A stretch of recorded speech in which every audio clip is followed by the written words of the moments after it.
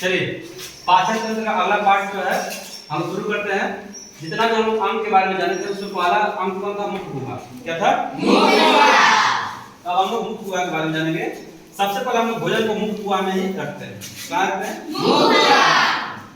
मुख गुहा में जब भोजन जाता है तो वहां पर भोजन का क्या होता है? पाचन शुरू हो जाता है। पाचन क्या होता है? शुरू हो जाता है। क्योंकि वहां पर फिजियोकेमिकल प्रोसेस शुरू हो जाता है।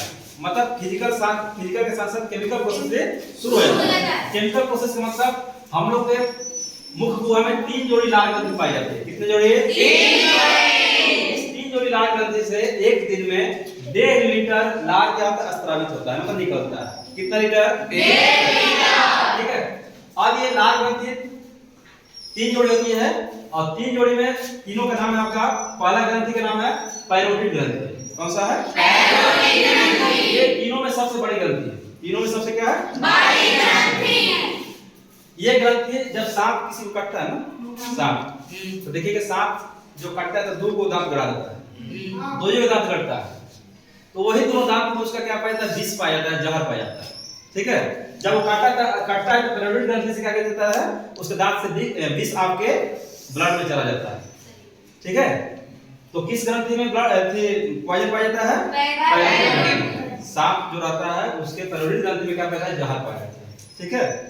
उसके बाद अगला जो ग्रंथि है उसका नाम है सबलिंगुअल। क्या है? सबलिंगुअल। और तीसरा ग्रंथि का नाम है सबमैंडिबुलर। सबमैंडिबुलर। इन 3 जोड़ी लाल ग्रंथियों से 4 प्रकार के एंजाइम निकलता है। कितने प्रकार के? 4। और चारों का वर्क अलग अलग। किसी का जैसे पहला है आपका लाइसोजाइम। लाइसोजाइम क्या करता है? जीवाणु का नाश करता है। जो आप भोजन करते हैं, भोजन में क्या करता है? नाश करता है। जितना कीटाणु भी रहते हैं उसका क्या करता है? नाश करता है, मतलब मार डालता है। उसके बाद आपका है टाइलिन और डाइस्टेज। टाइलिन और डाइस्टेज ये क्या करता है? स्टार्च का पाचन करता है। हम कल इसके पहले वाले वीडियो पढ़ाए थे कि मुख में ही आपको कार्बोहाइड्रेट क्या होता है? पाचन शुरू हो जाता है। तो स्टार्च का मतलब क्या होता है? चोकर हो गया, उसी को हम लोग क्या कहते हैं? मंड करते हैं। उसका पाचन क्या होता है? शुरू हो जाता है। भोजन में चोकर का मतलब जैसे रोटी में चोकर का रहना बहुत जरूरी है।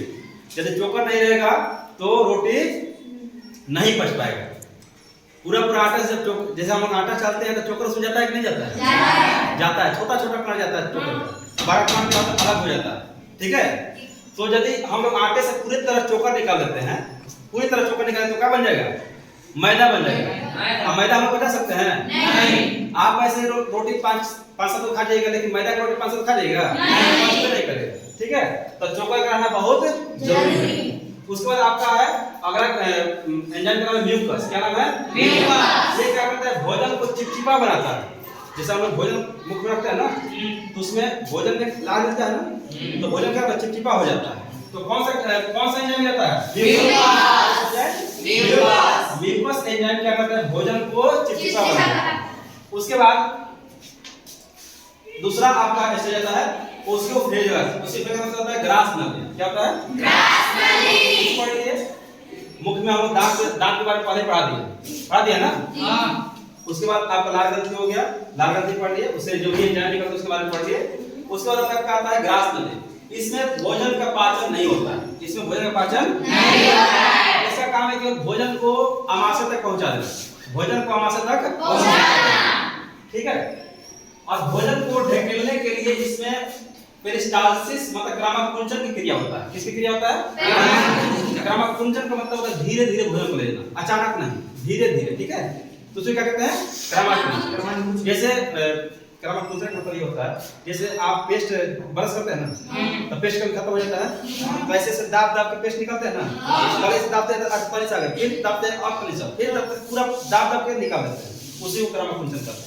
ये भी ऐसे ही भोजन को ले जाता है, इकट्ठे नहीं दाब देके रहता है, धीरे धीरे ले जाता है। उसे क्या कहते हैं? ग्रामकुंचन। ठीक है। ग्रास नली की लंबाई आपका होता है 25 सेंटीमीटर। कितना? 25 सेंटीमीटर। कितना लंबाई होता है? 25 सेंटीमीटर। उसके बाद जब मुख में भोजन निकलते हैं तो मुख में चबाते हैं भोजन को, कभी कभी आंख पर आ जाता है, आ जाता है ना, तो भोजन क्या करते हैं? होते हैं ना, उस भोजन को हम लोग कहते हैं बोलस। क्या कहते हैं? बोलस। समझे? उस भोजन को हम क्या कहते हैं? तो एक बार रिपीट करते हैं। सबसे पहले भोजन कहाँ जाएगा? मुख गुहा। मुख्य गुहा में आपके कितने जो लाल ग्रंथि पाई जाएगी? कौन कौन? इन तीनों ग्रंथि से कितने प्रकार के एंजाइम निकलता है? कौन कौन? लाइसोजाइम क्या करता है? बॉडी और टाइलिन और डाइसिन क्या करता है? म्यूकस क्या करता है? उसके बाद आता है ग्रास नली। ग्रास नली में भोजन का पाचन होता है? नहीं। ग्रास नली की लंबाई कितना होता है? 25 तो हम लोग भोजन मुंह में रखते हैं, उसको चबाते हैं, उसको यदि भूल देते हैं तो बोला। ठीक है, अगले पार्ट में हम लोग जानेंगे आपका आमाशय ग्रंथ। ठीक है, आज के